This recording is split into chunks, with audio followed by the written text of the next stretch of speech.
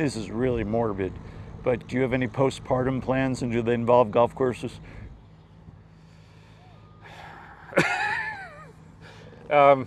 Well, technically it's illegal to spread your ashes just wherever you want to. Yeah, but what are they gonna do? Yeah. But I might have a few golf courses that I've worked on that a superintendent will get a small amount of that, because, you know, I've left myself in some of these places. That seems fitting to me.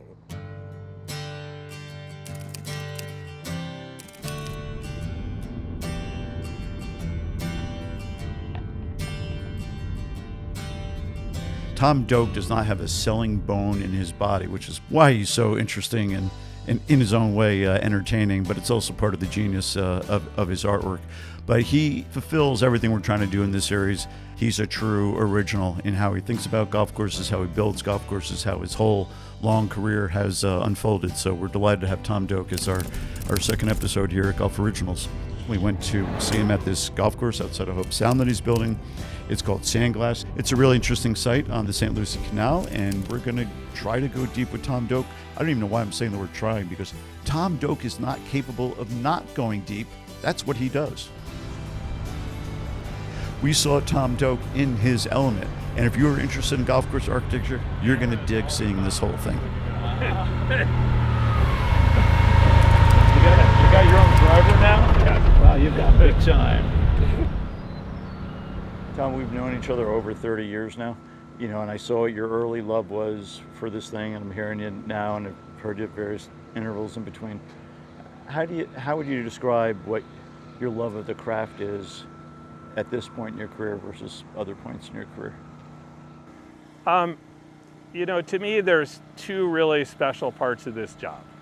One that was barely in play here is figuring out the routing and where the golf holes go.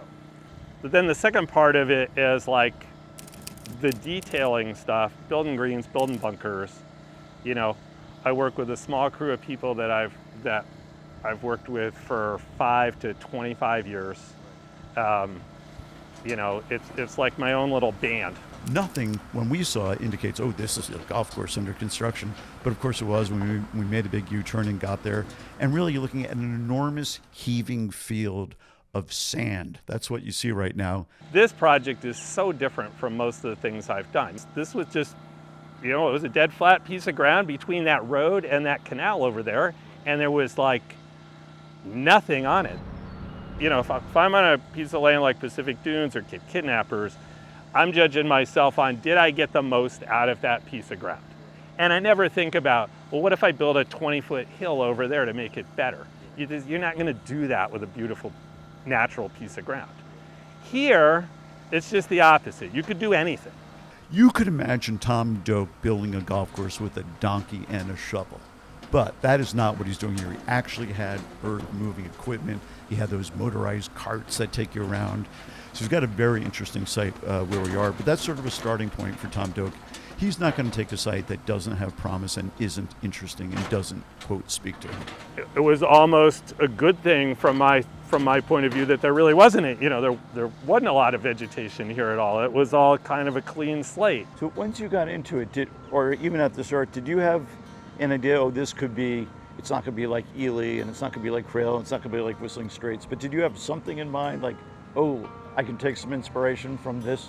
I didn't think about it in terms of like a particular golf course so much as, you know, golf holes that I love that are fairly adaptable to flattish land. Like, you know, I've had a file folder for 30 plus years of like, yeah, if I've ever like got something blank to do, that would be a hole that you could build. So a ton of ideas, sort of like McDonald. You know, he had his favorite holes in the UK. Hey, Tom, do you want to show us around a little bit? Sure. That would be neat. You wouldn't hire Tom Doak if you're looking to have a golf course development, or if the demand is, oh, we must have a PGA Championship. That's not how he works. But if you want an iconoclastic original golf course, Tom Doak is your guy. Somebody's built 3 courses at Bandon Dunes. None is like the other. They're all excellent. Cape Kidnappers in New Zealand is a legendary course. Stonewall, which he built in the early 90s, which is where I first got to meet him, is an excellent golf course. This guy does unique work. He's not trying to build famous golf courses. He's trying to build good ones that'll last.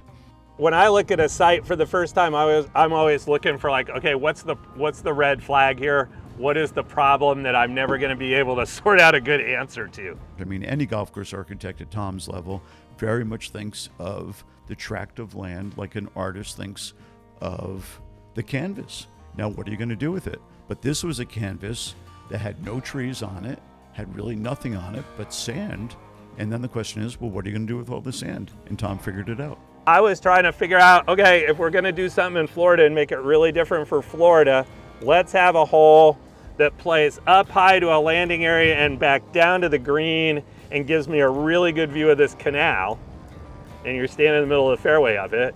But my thought model for what kind of hole am I going to build that nobody would ever try to build in Florida was the 13th hole at Pine Valley.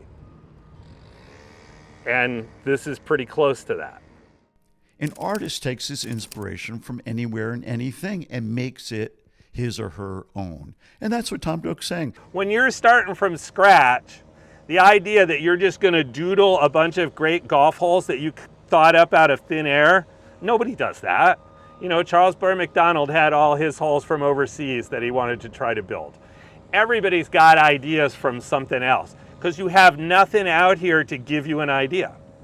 One of the interesting things about this golf course is we do have that technology now, and how do we address that? Where do we go with it, and where do we stop? You know, on Pacific Dunes or on the golf course that I'm building in West Texas right now in a really nice site, I would never think of trying to replicate the 11th hole at St. Andrews really close to the real thing. You've got plenty to work with.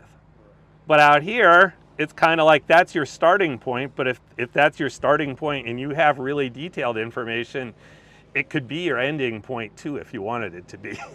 So it's an interesting conundrum of where you draw the line.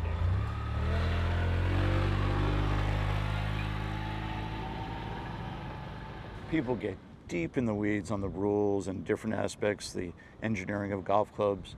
And of course, one of them is golf course design. Sure, Golf Club Atlas. Golf Club Atlas. Yeah. You know, there's a lot of people talking out of their ass about golf course architecture there, and they don't really understand anything about why those decisions were made. When I'm actually out here working for a day, the things that I'm looking at and making decisions on are things that you never think about. Like most people think, well, he must be focused on how long is this hole from the back tee. I don't even know a lot of the time. I know it's a short par 4, but whether it's 295 or 310, I didn't think about that a lot. You know, I'm thinking about like, what can I see and what can I not see when I'm playing the hole? And should the green be 2 feet higher or 2 feet lower? Yeah.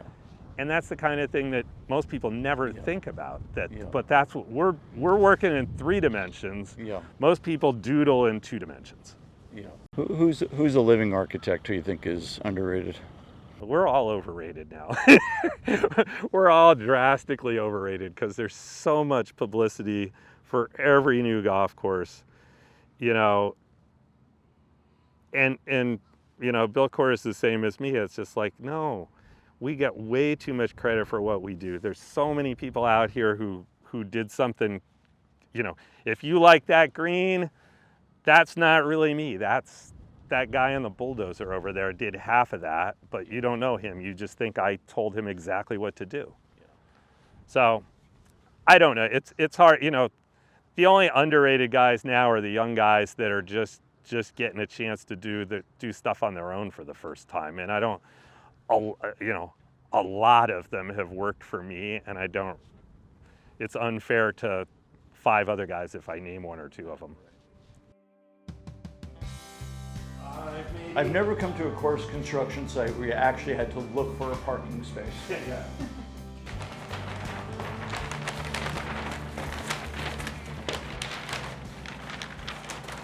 Basically wanted to have a bunch of places where you could, you know, if it's late in the day, you could play 3 holes, 6 holes, 5 holes, 9 holes, jump around. If there's a handful of other people on the golf course and play as many holes as you'll want at the end of the day. But because the whole thing is east and west, you know, we wanted the clubhouse on the east end, so you're not playing straight into the sun in the morning and you're not playing straight into the sun at the end of the day. So instead of the clubhouse being in the middle somewhere, it's on one end. So that means you don't have returning nines. If you had returning nines, it would just be down and back and down and back would be the only way to do it. And that's not what we're after. A lot of good golf courses don't have returning nines. No, they don't. And you know, Mackenzie famously, you know, it's one of his 13 points of golf course architecture that ideally a course should have two returning nines. And then he said in his later book toward the end of his career, yeah, I wish I'd never said that, because people always bring that up like you should always do it. And you think about his best courses, Cypress Point doesn't have returning nines. Most, you know, other than Augusta, most of his famous courses don't. One of the really neat things about talking to Tom Doak about his golf course philosophy is he is not thinking about making the course hard for Scotty Scheffler or John Rahm. He is thinking about the guy who's trying to break 90. And part of the absolute genius of the man is that is exactly what Alister MacKenzie was doing as well. If you go deep with Tom Doak about the subject of Augusta National, he will tell you the ultimate beauty of Augusta National, like the old course before it, is that it really was designed for a guy who would love to break 90. It's a great golf course. You know, the last 50 years they've been more interested in being the home of the Masters than being a great golf course for the members. You know, Mackenzie tried for both. Both is harder now, and you know, and they opt to do things for the tournament. The thing that I've admired about playing different Tom Doak courses over the years and seeing different Tom Doak courses over the years is there is no cookie cutter Tom Doak course. None is like the other. Tom Doak is interested in the person who is playing his course on an everyday basis. Where is Mackenzie in your pantheon?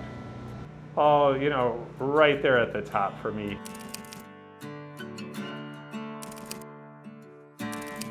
He used to be kind of my hero, and my career's followed his a little bit. You know, I wanted to see all those courses in Australia as soon as I could because of his influence over there, and that's, you know, I wound up building golf courses in Australia and New Zealand partly because I kept going down there so much.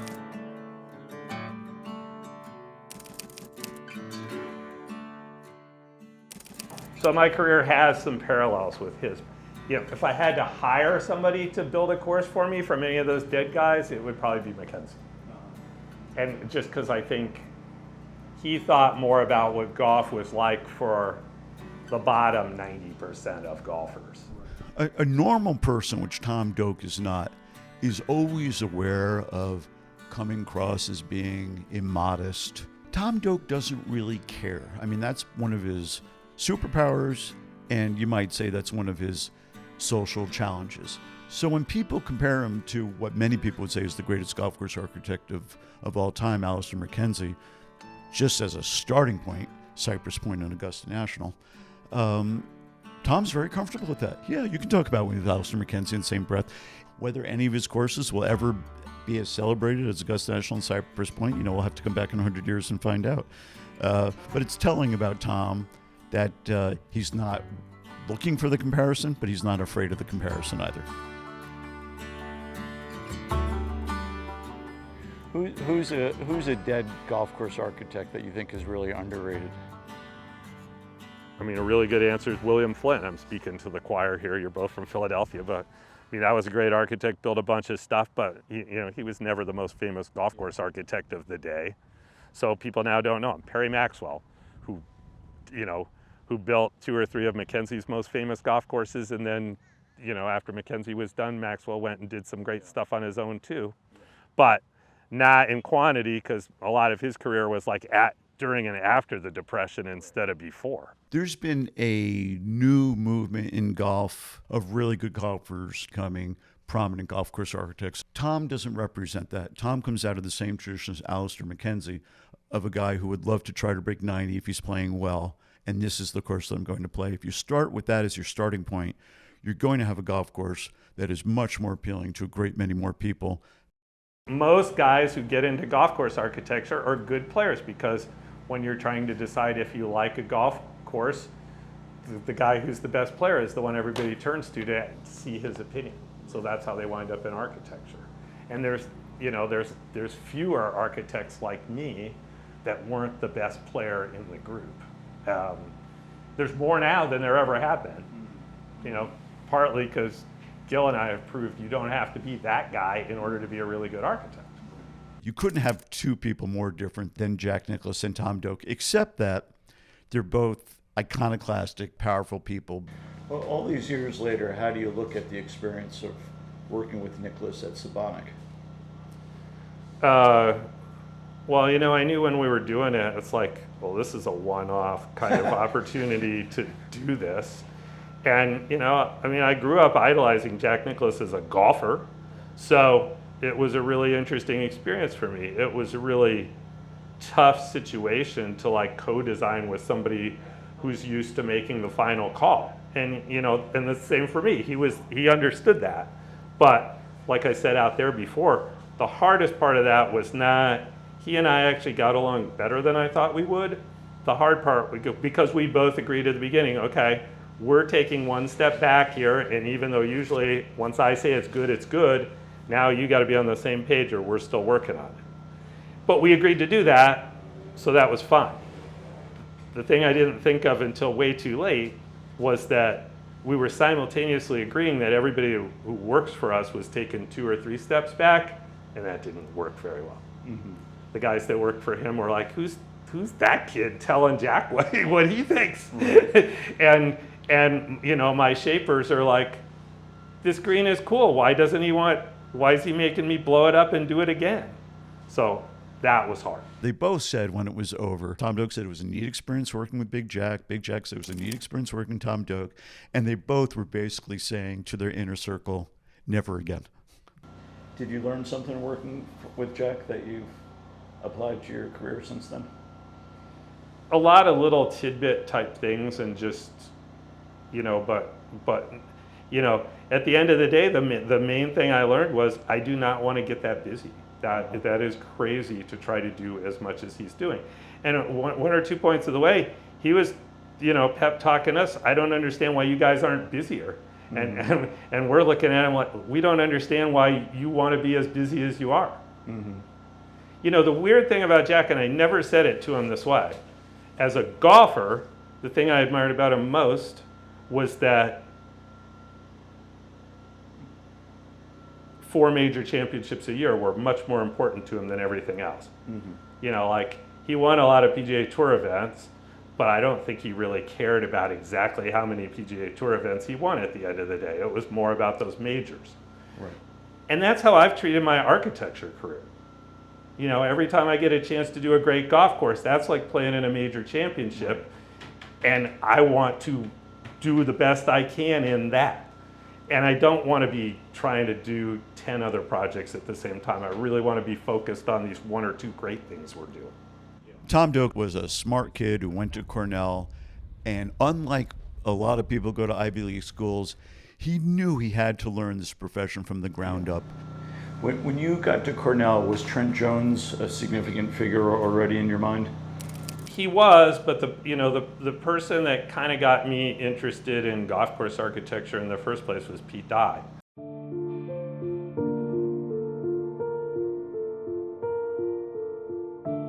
Harbortown was like this 3rd golf course I ever saw when I was 10 years old, and it was. Your dad took you there on a holiday? Yeah, that had just opened, and it was just very high profile, and it was so different than the other golf courses that I was seeing at that point in my life, that it was fascinating to me how different that was and why was it that way, and why did everybody like it so much. And then I did get to see places like Pinehurst and Pebble Beach when I was a kid too, so it's not just that I saw Pete's work, but when I started really pursuing this as a career, anyone you asked in the golf business in 1980 was like, go work for Pete Dye. Uh-huh. Any person in any phase, golf pros, Dean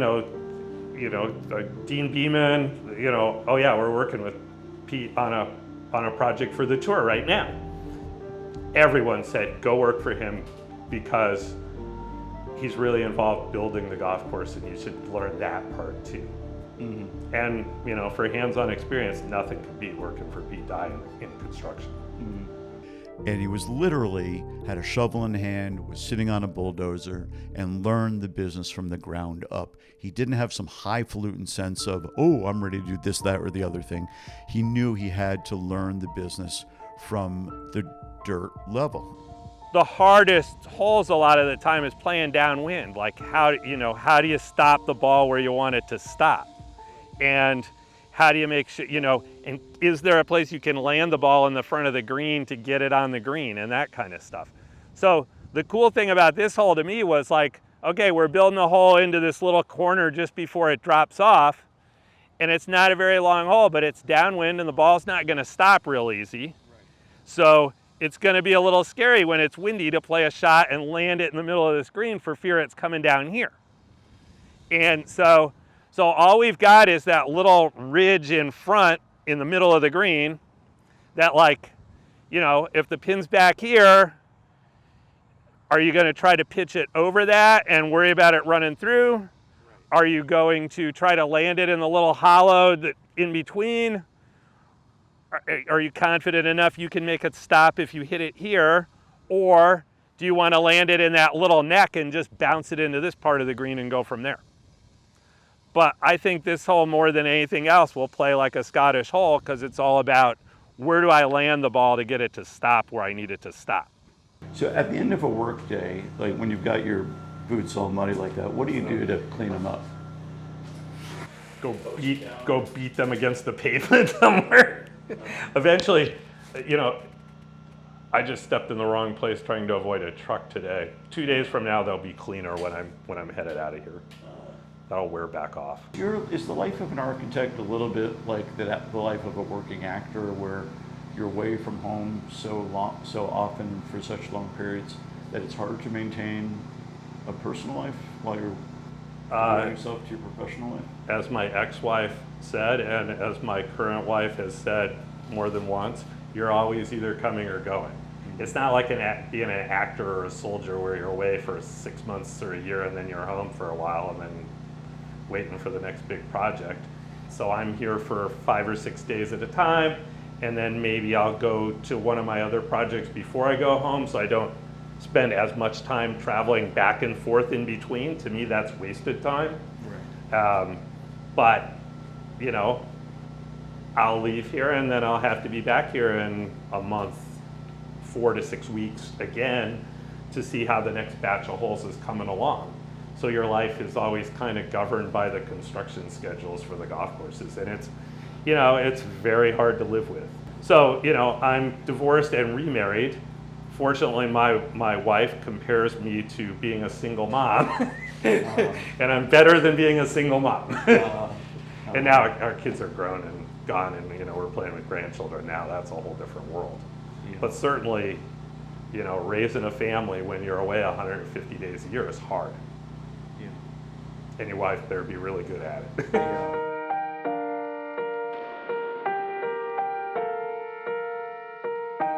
My wife and I have talked about golf is like one of the few places in the world that men are in a safe space to be emotional and get really upset or get really excited or whatever. Most of your life, you don't, people, if you let out a yell of joy in a lot of settings, people would be like, what the hell? On a golf course, it's perfectly normal. So I think about that a lot when I'm out here as building the kind of things that are gonna make people yell or scream or just walk up over the hill and see that view and go, wow, that's beautiful. And I've gotten to work on that kind of sites where you get that a lot. And I definitely do think about that as part of design, is getting you into places where you feel something instead of just, I'm out here trying to break E. And I don't think a lot of other golf course architects think about it that way. But is it such a calling that there was really no other choice for you but to pursue this? So I got an invitation at my high school reunion, people that I hadn't seen for 20 years. But everyone there was like, you're the only one here who's getting to do exactly what he wanted to do when he was 15 years old.